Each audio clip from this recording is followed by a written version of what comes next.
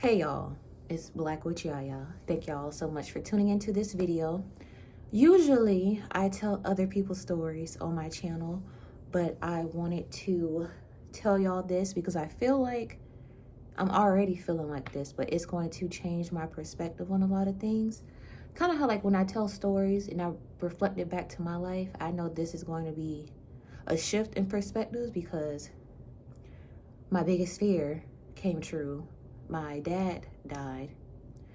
So, going from having my dad physically to now having him as an ancestor, which I'm grateful for, it's a big shift.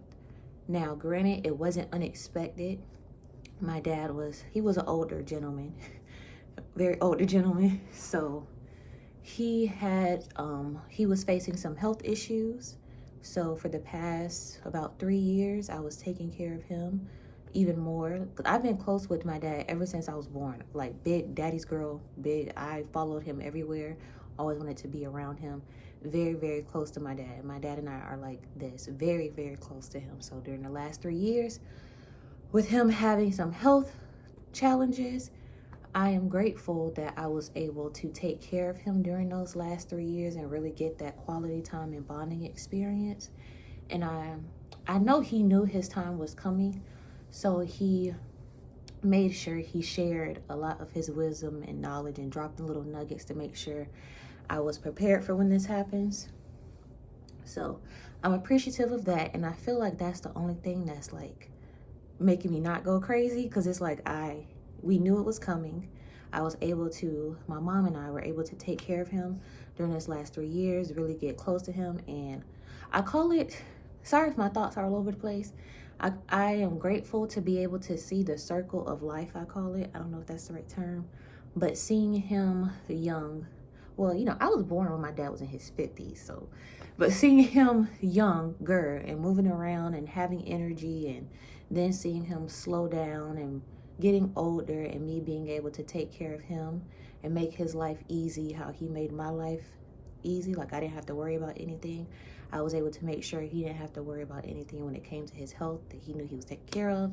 I was always there to make sure he's good, take him to appointments, get his medication, relax, get stuff around the house, walk him, help him, physical therapy, all the things that comes with being a caregiver, basically, for a loved one. And being a caregiver, it is challenging, but it's a challenging experience that's rewarding in the end.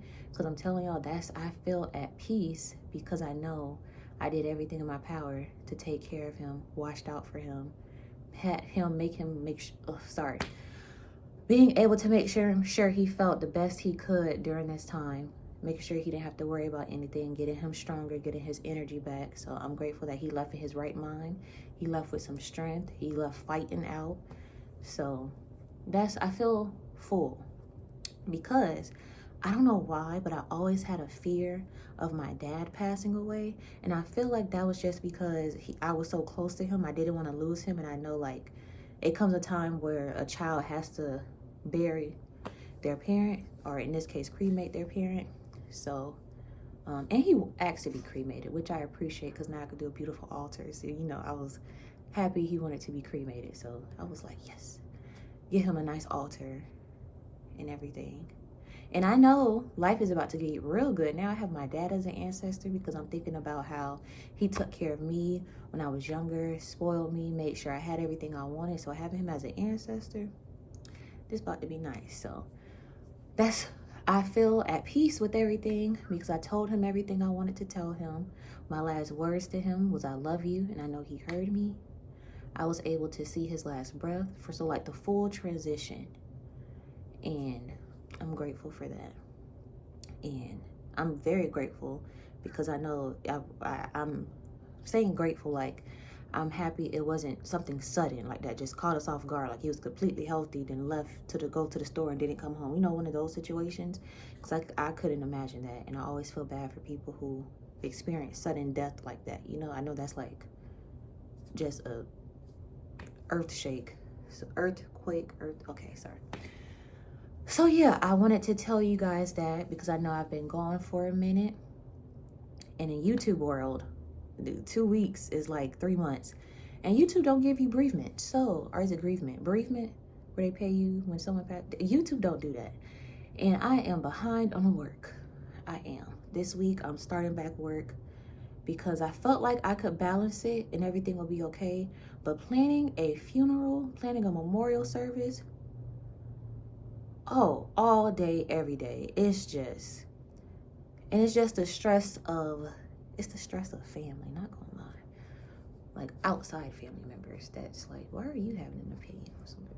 Anywho, so, I wanted to tell y'all that because I know I've been gone. I am behind on orders. I'm about to pack damn near all of them now. I know my website has been sold out. That's because I haven't even had time to I haven't had time to do anything. I just been sad and planning a service. But I wanted to tell you guys this. I feel like I'm okay. I'm functioning. And like I said, the only reason why I know I am is because I did everything in my power to make sure he was good. I told him everything. So there aren't any shoulda, woulda, couldas. I shoulda did this. I shoulda told him this. I told my dad everything. My dad knows everything about me. I always used to run stuff past him, talk to him, get his advice on stuff. He was like the old wise man, just always had patience and grace and was willing to teach. So I told him everything. He knew I loved him. I knew he loved me. During his final years, I feel like he got more open because, we knew what was coming. We knew, so, yeah. He had some lung issues and heart issues. So, challenges, not issues. But yeah, he was very wise on his way out with the things he shared and taught me how to do and think about. So when the day comes that he's gone, I can still maneuver. And he told me, don't give up on life when he goes. So I'm not going to give up on life because a piece of me does want to crawl into a hole and just stay there. But that wouldn't be making him proud, I feel like I'm rambling. This is like my first time sitting down with my thoughts, saying it out loud. Because it's just been so, plan the service, do this, call this person, so things are settling down now. And I have to get back to work because taking 2 weeks off, oof, girl, I gotta get back to work. So I will be back this week. I have to. It's not no maybe. I wish I had the luxury of doing that, but I do not. Girl gotta work. So I'll be back this week filming.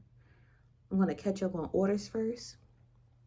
But yeah, I wanted to tell y'all that because I know this is going to change my perspective spiritually. And I will say, being spiritual is helping me out with this because it's, of course, I feel like I'm just mourning him not being here physically, but I know he's with me spiritually and I'm already feeling that connection. So I know I still have access to him.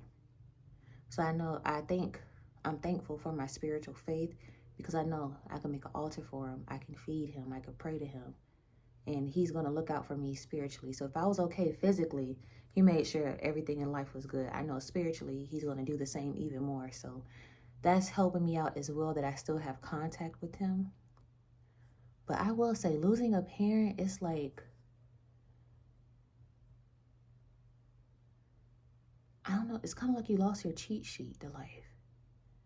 Like my sounding board, But I know that's the order in which it's supposed to go. They say no parent should have to bury a child. So I know this is the order in which it's supposed to, well, I'm not going to say supposed to. This is the order I preferred it to go.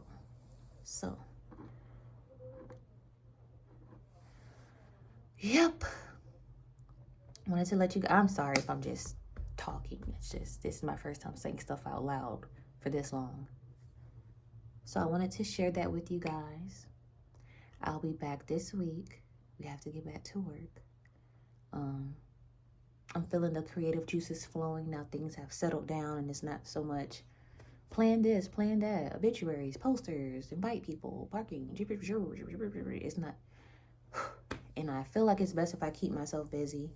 And I know specifically my dad told me not to let my business go when he goes. Because I made a joke saying, oh, if you go, you got to enter me to a psych ward. And he was like, nope, you keep going. You work harder. So I'm going to work even harder now. And I was taking care of him like all day, every day, making sure he was good. And that's the main reason why I wasn't heavy YouTube like that before, because I was putting my dad first. I wanted to look out for him. So he came first with a lot of stuff. So now it's like, well, you got all this spare time, and I still have him just spiritually now, so I can still take care of him, feeding his spirit, you know. So I still get to exercise the love I had for taking care of him. But thank you guys so much for tuning into this video. I will see y'all in the next one.